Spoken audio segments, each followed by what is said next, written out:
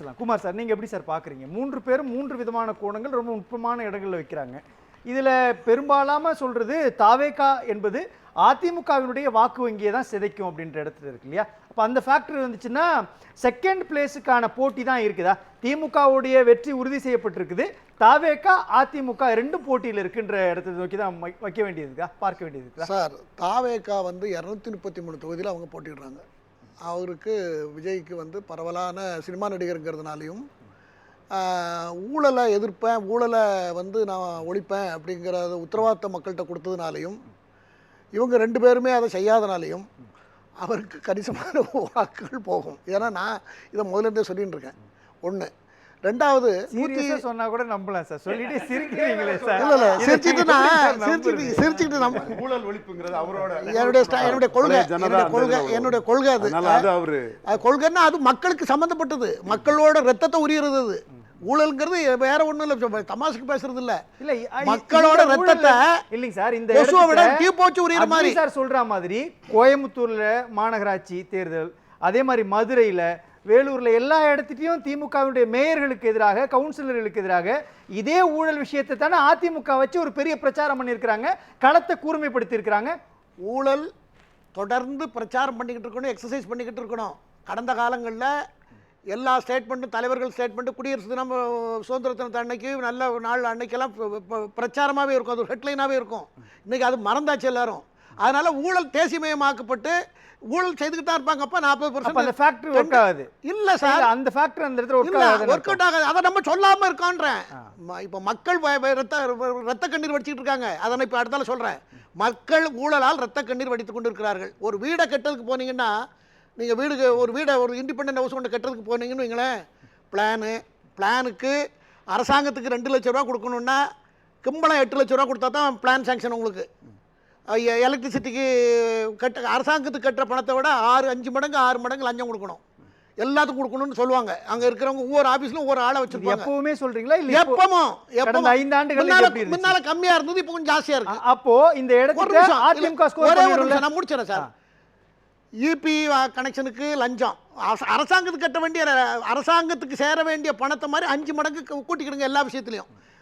Water connection வாங்கணும்னா லஞ்சம், drainage அடைக்கணும்னா லஞ்சம், எல்லா விஷயத்திலும் லஞ்சம் டபுளாக இருந்தாலும் பரவாயில்ல, ஃபிஃப்த்து 5 மடங்கு 6 மடங்கு வாங்குறாங்க. அது எல்லோரும் வேறு வழி இல்லாமல் கொடுத்துக்கிட்டு தான் இருக்காங்க.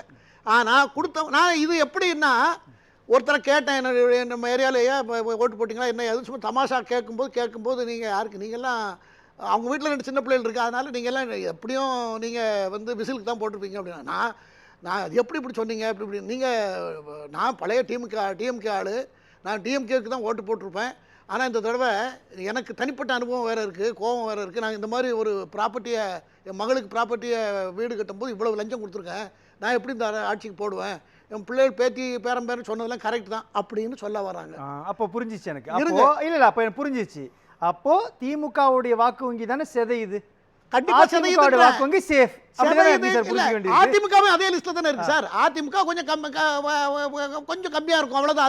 அந்த நேரத்தில் அந்த 2000 அவங்க காலம், எல்லா காலத்திலும் இது இருந்திருக்கு சார். ஆனா இப்ப ரொம்ப அதிகமா இருக்கு. இது மக்கள் ரத்தத்தை உரிகிறது. இதை எதுக்காக ஒரு உதாரணத்துக்கு சொல்றேன். அதை தவிர திமுகவுடைய 100 ஆண்டு கொள்கையை இன்னைக்கு நிலைநாட்ட நினைக்கிறாங்க. ஜஸ்டிஸ் பார்ட்டி காலத்தில் உள்ள கொள்கை இன்னைக்கு நிலைநாட்ட நினைக்கிறாங்க. அது மக்கள் சுத்தமாக ஏற்றுக்கல.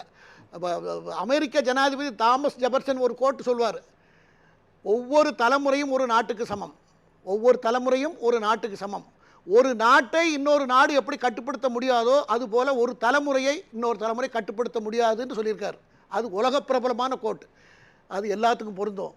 இன்றைக்கி இளைஞர்கள் எல்லாத்துக்கும் முன்னால் அரசியலை கவனிக்காமல் இருந்தாங்க, இன்றைக்கி எல்லார் கையிலும் ஸ்மார்ட் ஃபோன் இருக்குது, எல்லாரும் எல்லா விஷயத்தையும் தெரிஞ்சுக்கிறாங்க. ஊழல் தேசியமயமாக்கப்பட்டது, ஊழலை பற்றி யாரும் கண்டிக்கிறதுக்கு ஆள் இல்லை, மீடியாக்கள் மூச்சே விடுறதில்லை, குரட்டை விட்டு தூங்கிட்டு இருக்குன்னு சொல்கிறாங்க.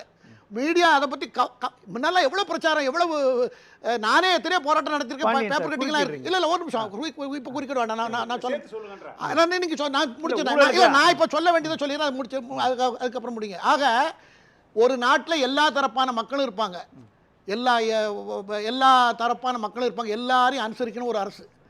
பிராமணம் வேண்டாம், சனாதனம் வேண்டாம், இந்தி வேண்டாம், ஆளுநர் வேண்டாம், அவருக்கு அதிகாரம் வேண்டாம், என்ன அதே போல் நீட் வேண்டாம், எஸ்ஐஆர் வேண்டாம், சிஐஏ வேண்டாம், தேசிய கல்விக் கொள்கை வேண்டாம், தேசிய விவசாய கொள்கை வேண்டாம், என்ன பெண்களுக்கு 33% இடஒதுக்கீடு வேண்டாம், இப்படின்னு கொள்கை ரீதியாக ஒரு ஆட்சி, ஒரு மாநில ஆட்சி மத்திய அரசு எதிர்த்து, மத்திய அரசு கொண்டு வர திட்டங்களை எதிர்த்து, நாட்டு மக்களுக்கு எதிர்த்து நடத்திக்கிட்டு இருக்குன்னா அது திராவிட கழகமா நடத்திக்கிட்டு இருக்கு சார் ஆட்சி. இதுக்கு எப்படி மக்கள் ஓட்டு போடுவாங்க? இதுக்கு எப்படி மக்கள் புரியுது சார், புரியுது. இப்போ இந்த இடத்துட்ட இந்த வாக்குகள்லாம் நீங்க சொன்ன இந்த பட்டியலிட்ட வாக்குகள்லாம் அந்த அதிருப்தி வாக்குகள் யாருக்கு போகும்? அதிருப்தி வாக்குகள் 2 சைடுக்கும் போகும். அதிமுகவுக்கும் போகும், டிவி கேக்கும் போகும். இப்போ இப்போ எனக்கு புரியுது. அப்போ அதிமுகவுக்கு போகுது அப்படின்னா அதிமுகவுடைய சீட்டு கன்ஃபார்ம் தானே? அப்படித்தான் நான் கணிச்சு, அப்படித்தான் என்னுடைய கணிப்பு இது வரைக்கும் ஹங்கு வரும்னு சொல்றதே என்னன்னா 2 பேருக்கும் 118 யாருக்கும் தனியா கிடைக்காது. இப்போ புது ஆபத்து என்னன்னா, இப்போ நேத்துல இருந்து என் சேட்டை கொஞ்சம் மாற்ற வேண்டிய சூழ்நிலை இருக்கு. ஏன் மாத்துறேன்னா, ஏன்னா ஏன் ஆமா கொஞ்சம் மாற்றணும். ஏன்னா மாற்றம் தானே, மாறிக்கிட்டே தானே இருக்கும். இப்போ என்னன்னா, வைகோ பேசுனது, பாலகிருஷ்ணன் பேசுனது, என்ன பிரேமலதா அம்மையார் பேசுனது, இப்போ அந்த சைடு திருமாவளவன் அவர்கள் பேசுனது, நம்ம காங்கிரஸுடைய கிரீஷ் சோடங்கர் பேசுனது, எல்லாத்தையும் நான் ஒவ்வொரு புள்ளியா வச்சு அதை மேப் டிராயிங் பண்ணும் போது திமுகவுக்கு மிகப்பெரிய சரிவு ஏற்பட்டிருக்குங்கிறது தான் எனக்கு கிடைச்ச தகவல். அது என்ன சார் கால்குலேஷன்? தகவல்லாம் கட்சி பெருசா ஒன்றும் ஜெயிக்காது. நாம வந்து இப்போதான் இதை குரலை கொடுக்கணும்னு சொல்லி குரலை கொடுத்துட்டு ஒருவேளை தட்டுட்டு தடுமாறி, நீங்க எப்படி புரிஞ்சுக்கவா?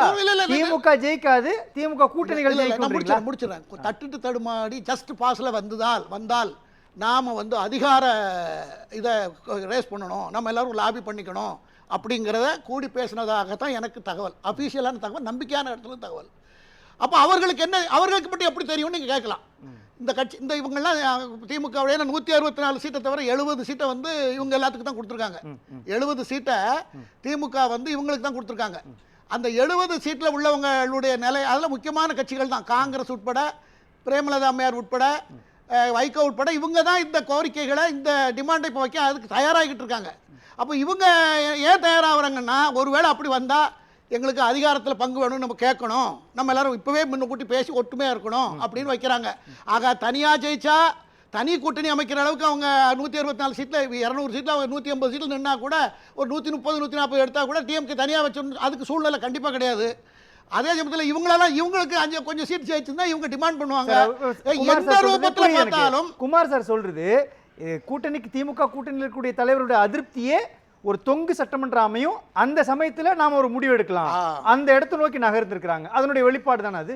அதான் சார், நான் ஏற்கனவே சொல்லிட்டேன், பொலிட்டிக்கல் சயின்ஸில் இப்படி மராத்தானில் போயிட்டு இருக்கும்போது இப்படி பேசக்கூடாது, தவிர்த்து இருக்கணும். பரவாயில்ல, பேசிட்டாங்க, அது குமார் சாருக்கு சந்தோஷமாக இருக்குது. நாளை காலையில் வர அந்த சந்தோஷத்தை அவர் மெயின்டைன் பண்ணட்டும், நம்ம போய் அவருடைய சந்தோஷத்தை கெடுக்க வேண்டாம். பாயிண்ட் வந்து வெரி சிம்பிள் சார், இங்கே கூட்டணி மந்திரி சபைக்குங்கிற பேச்சுக்கே வேலை இல்லை.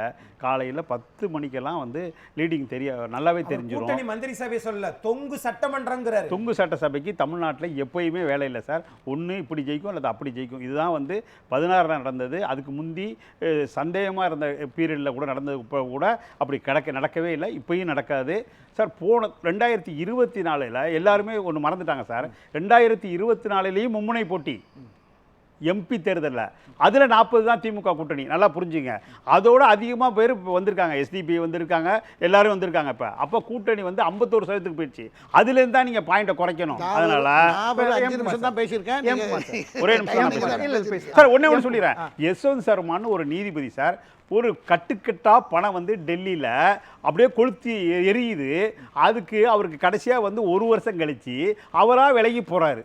இது ஒரு நாடா சார்? இது தமிழ்நாட்டுக்கு தேர்தல் நடக்கும் போது டெல்லிக்கு எப்படி போயிட்டு வந்தார் பாத்தீங்களா? இதுதான் திமுக ஸ்ட்ராட்டஜி. இல்ல, அந்த ஊழலை சேர்த்து பேசுங்கன்னு சொல்றேன் சார். இது சார், ஊழல் தான் உங்க ரத்தத்தை உரியுறது நீங்க முதல்ல உணரணும் சார். ஆமா சார், அப்ப உணராம நீங்க பேசி நீங்க எதிர்த்தரப்பு இல்ல, ஊழல் டிபெண்டன்ட்டா பேசாதீங்க. நீங்க பிளைண்டா பேசுங்க. நீங்க ஒரு பிளைண்ட் கட்சிகள் பண்றத கேட்காதீங்க. அதனால இப்ப இவர் முதல்ல ஆரம்பிக்கும் போதே என்ன சொன்னாரு சார்? என்ன சொன்னாருன்னா, எனக்கு நல்ல நண்பர், நாங்க 2 பேரும் ரொம்ப க்ளோஸ் ஃப்ரெண்ட், அது வேற விஷயம் இல்ல. அவர் என்ன சொல்றாருன்னா, 200 சீட்ல ஜெயிப்போம், 200 சீட் காலையில வந்துரும்னு சொல்றாரு. அவ்வளவு பேர் இவருக்கு ஃபோன் பண்ணி ஓட்டு போட்டவங்க பூரா இவருக்கு ஃபோன் பண்ணி சொன்ன மாதிரி சொல்லிட்டு இருக்காரு. இது எப்படி தொங்கு சட்டமன்ற அமையும்? தொங்கு சட்டமன்ற அமையும் சூழ்நிலை வச்சு நான் சூழ்நிலையை வைத்து கணிக்கிறேன். அதே சூழ்நிலை சார், சூழ்நிலையை வைத்து நான் கணித்திருக்கிறேன். ஏன்னா இதை போல ஒரு அரசு இந்த 5 ஆண்டு காலத்தை போல ஒரு மோசமான அரசு நான் பார்த்ததில்லை. சத்தியமா சொல்றேன் சார், சத்திய பிரமாணம் பண்ணி சொல்றேன் சார்.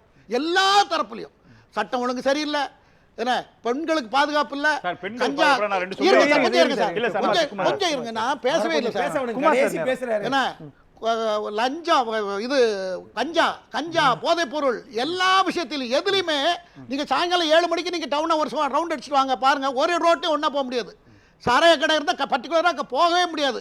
இப்போ 2 சைடில் காரு எல்லாரும் இப்படி 2 ஒரு ரோட்டில் ஒரு 30 அடி 40 அடி 30 அடி ரோட்டில் இந்த பக்கம் 2 ட்ராக் இந்த பக்கம் 2 ட்ராக் நிறுத்தி வச்சுருப்பாங்க. பஸ்ஸில் போனால் நின்று தான் போகணும், 2 வீலரில் போனால் நின்று தான் போகணும். இவ்வளவு மோசமாக நிர்வாகம் சட்டம் ஒழுங்கு கையில் இல்லை. இப்போ கொஞ்ச நாள் அந்த தேர்தல் வந்ததுக்கப்புறம் டிராஃபிக் போலீஸ் ட்ரெஸ்ஸை நான் பார்த்துருக்கேனே தவிர அதுக்கு முன்னே ரொம்ப நாளாக பார்க்கல. பல முறை நான் பதிவு பண்ணியிருக்கின்றேன். எல்லா விஷயத்திலும் ஊழல். ஒவ்வொருத்தரும் மக்கள் தானே சார் ஓட்டு போடணும். ஒரு வீட்டுக்குள்ளால போனீங்கன்னா, ஒரு தெருவுக்குள்ளால போனீங்கன்னா எல்லா ரோடும் குண்டு குழிமா தான் இருக்கு. 5 லட்சம் கோடி ரூபாய் கடன் வாங்கியிருக்காங்க சார். முடிச்சிடும். முக்கியமான 5 லட்சம் கோடியை கடன் வாங்கியிருக்காங்க. எப்போ 73 வருஷமா வாங்கின கடன் 4.5 லட்சம் கோடி. இவங்க மட்டும் ஒரே 5 வருஷத்துல 5 லட்சம் கோடி வாங்கி என்ன செஞ்சாங்கிறது இது வரைக்கும் சொல்லல, ஒரு அறிக்கை தகவலே இல்லை.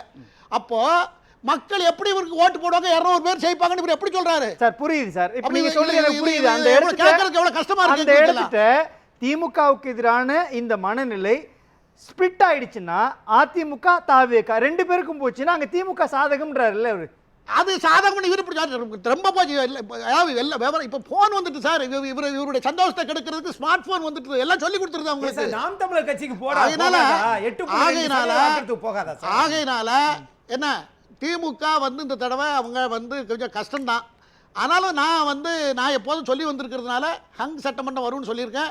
அப்படி இல்லைன்னா ஜஸ்ட் பாஸ்ல அதிமுக தான் ஆட்சி அமைக்கும் தான் என்னுடைய கருத்து. பேசலாம் சார். இன்றைய கேள்வி பெண்கள் பாதுகாப்பு மட்டும் ஒண்ணு 2 பேரும் வேற சொல்லிட்டாங்க. உத்தரப்பிரதேச சட்டன்னு போயிடாதீங்க. இல்ல அங்கெல்லாம் போல. நாளை காலையில மணிப்பூரே தேர்தல் வரட்டும். இல்ல தமிழ்நாட்டுக்கு மட்டும் ஒரே நிமிஷம் முடிச்சறா. தமிழ்நாட்டிலே சொல்றேன் சார். இப்ப இந்த விலையில்லா பேருந்துல போறாங்க. கிட்டத்தட்ட 100 கோடி பயணம் நடந்துருச்சு.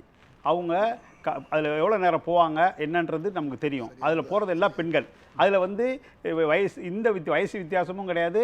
அவங்க பணம் கூட வச்சுருக்காங்களா குறைச்சி வச்சுருக்காங்களா இன்கம் டேக்ஸ் கட்டுறாங்களா கிடையாது. எல்லா பெண்களுக்கும் அது. அப்போ அந்த பாதுகாப்பு இல்லாமல் இவ்வளோ 100 கோடி பயணம் நடந்திருக்குமா? ஒரு கேள்வி. அடுத்த கேள்வி, தமிழ்நாடு 100 கோடி என்னது 100 கோடி பயணம் மக்களா? இல்ல முறை போயிருக்காங்க. 100 கோடி முறை. இத சொல்றது யாரு? நான் தான்.